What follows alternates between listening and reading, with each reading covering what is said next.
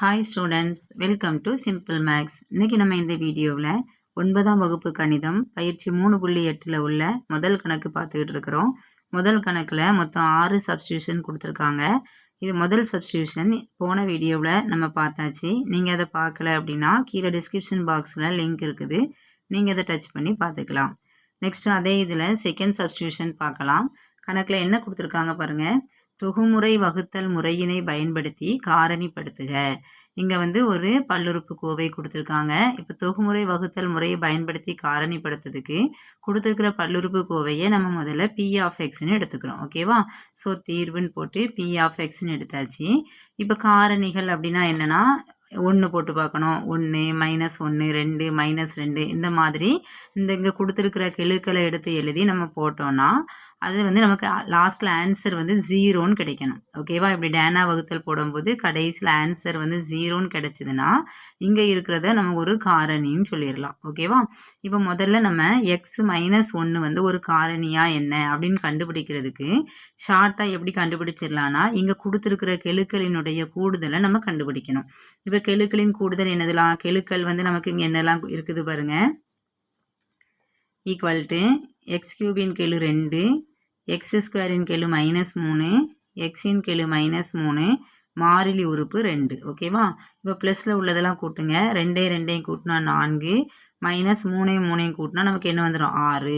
Equal to பெரிய எண்ணிலிருந்து சிறிய எண்ணை கழித்து பெரிய எண்ணுக்குள்ள அடையாளம் -2. இது நாட் ஈக்குவல் டு 0ன்னு வருது. ஓகேவா? நமக்கு என்ன வரணும்? ஈக்குவல் டு 0ன்னு கிடைக்கணும். நாட் ஈக்குவல் டு 0ன்னு வந்ததுனால நம்ம அந்த எக்ஸ் -1 என்ன சொல்லிடலாம்? ஒரு காரணி அல்லன்னு சொல்லிடலாம். ஓகேவா? ஈக்குவல் டு 0 வந்துச்சுன்னா இதை நம்ம ஒரு காரணின்னு சொல்லிடுவோம். இங்கே நாட் ஈக்குவல் டு 0 வந்ததுனால இது காரணி அல்ல. நெக்ஸ்ட் என்ன கண்டுபிடிக்கணும்னா எக்ஸ் +1 ஒரு காரணியான்னு கண்டுபிடிக்கணும். அதுக்கு நம்ம என்ன பண்ணணும் பாருங்கள். இங்கே கொடுத்துருக்கிற பல்லுறுப்பு கோவையில் இரட்டைப்படை எண்களினுடைய கெழுக்களின் கூடுதலையும் மாறிலி உறுப்பின் கூடுதலையும் எடுத்துக்கிடணும். ஓகேவா?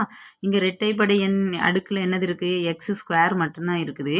அப்போ அது -3. இங்கே மாறிலி உறுப்பு 2. அப்போ நம்ம இரட்டைப்படை அடுக்குகள் கொண்ட உறுப்புகளின் கெழுக்கள் மற்றும் மாறிலியின் கூடுதல்னா இந்த -3ஐயும் 2ஐயும் என்ன செய்யணும்? கூட்டணும்.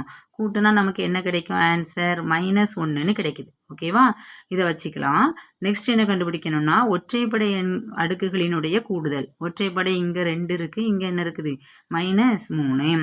ஒற்றைப்படை அடுக்குகள் கொண்ட உறுப்புகளின் கெழுக்களின் கூடுதல். ஓகேவா? Equal to 2 -3. 2 வெவ்வேறு அடையாளமாக இருக்கிறதுனால பெரிய எண்ணிலிருந்து சிறிய எண்ணை கழித்து பெரிய எண்ணுக்குள்ள அடையாளத்தை போட்டுடலாம்.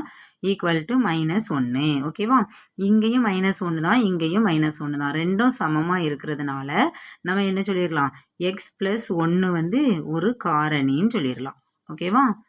ரெண்டையும் கண்டுபிடிக்கலாம். எக்ஸ் -1க்கும் கண்டுபிடிக்கணும், எக்ஸ் +1ஐயும் கண்டுபிடிக்கணும். ஸோ இது ரெண்டும் சமமாக வந்ததுனால நம்ம என்ன சொல்லிடலாம்? எக்ஸ் +1 ஒரு காரணின்னு சொல்லிடலாம். இப்போ இந்த எக்ஸ் +1 அந்த தொகுமுறை வகுத்தலில் கொண்டு அப்ளை பண்ணுவோம். தொகுமுறை வகுத்தலில் நம்ம கொடுத்துருக்கிற கெழுக்களை எடுத்து எழுதிக்கிடுவோம். என்ன கொடுத்துருக்காங்க பாருங்கள். எக்ஸ் கியூபின் கெழு 2, எக்ஸ் ஸ்கொயரின் கெழு -3, எக்ஸின் கெழு -3, மாறிலி உறுப்பு 2. இப்போ நம்ம எக்ஸ் +1 ஒரு காரணி அப்படின்னா இங்கே -1 போடணும். அங்கே ப்ளஸ் இருந்தால் இங்கே மைனஸ் போடணும். ஓகேவா? போட்டு பார்க்கலாமா? 0 ஸ்ட்ரெயிட்டாக கூட்டணும், கிராஸில் பெருக்கணும். 2ஐயும் 0வையும் கூட்டினா 2, இந்த 2ஐயும் பெருக்கணும்னா -1 2 2. இந்த ரெண்டும் ஒரே அடையாளம். ஸோ 2ஐயும் கூட்டி அதே அடையாளத்தை போட்டுடலாம். அடுத்தால பெருக்கும்போது மைனஸும் ப்ளஸ்ஸு 5 5. இங்கே 2 வெவ்வேறு அடையாளமாக இருக்குது. அப்போ பெரிய எண்ணிலிருந்து சிறிய எண்ணை கழித்து பெரிய எண்ணுக்குள்ள அடையாளம் 5ல் 3 போனால் 2. இப்போ இங்கே 2ஐயும் பெருக்குங்க. ஒரு -2 -2ன்னு வந்துடும். ப்ளஸ்ஸும் மைனஸ் 1 2 2. இப்போ +2 -2 நமக்கு என்ன வந்துடும்? 0ன்னு கிடச்சிரும். ஓகேவா? இப்போ எக்ஸ் +1 அதாவது இங்கே மைனஸ் இருந்தால் நம்ம ப்ளஸில் எடுப்போம். அது ஒரு காரணின்னு சொல்லியாச்சு.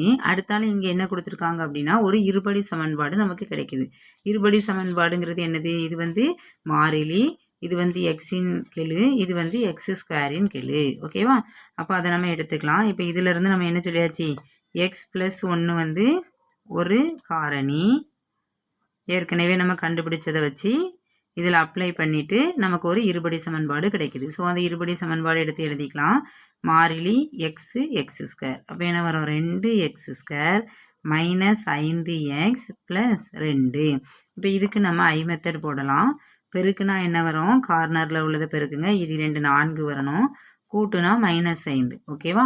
இப்போ பாருங்கள், இங்கே ப்ளஸ் இருந்தால் ரெண்டுக்குமே ஒரே அடையாளம் போடணும். இங்கே மைனஸ் இருக்குது, அப்போ ரெண்டுக்கும் மைனஸ் அடையாளம்.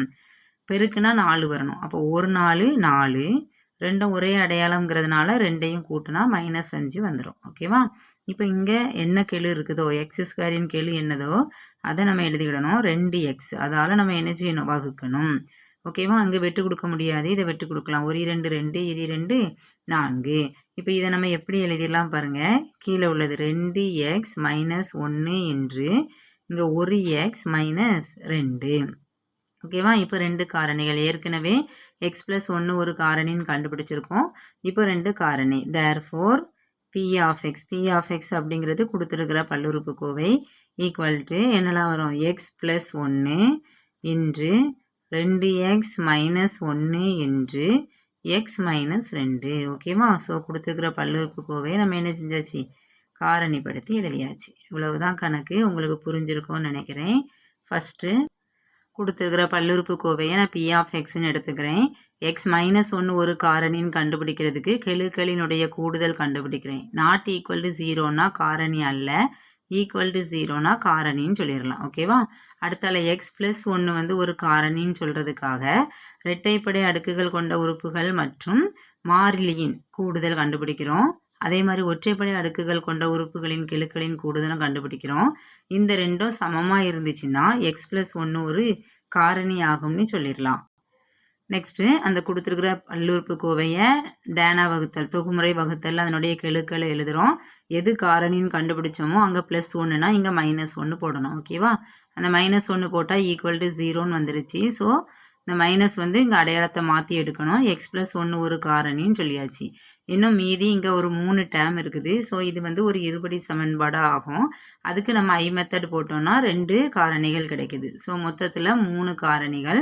இதுதான் அங்கே கொடுத்துருக்கிற பல்லுறுப்புக்கோவையினுடைய காரணிகள். ஓகேவா? இந்த கணக்கு உங்களுக்கு புரிஞ்சிருக்கும்னு நினைக்கிறேன். நெக்ஸ்ட் வீடியோவில் இதனுடைய நெக்ஸ்ட் சப்ஸ்டியூஷன் பார்க்கலாம். தேங்க்ஸ் ஃபார் வாட்சிங்.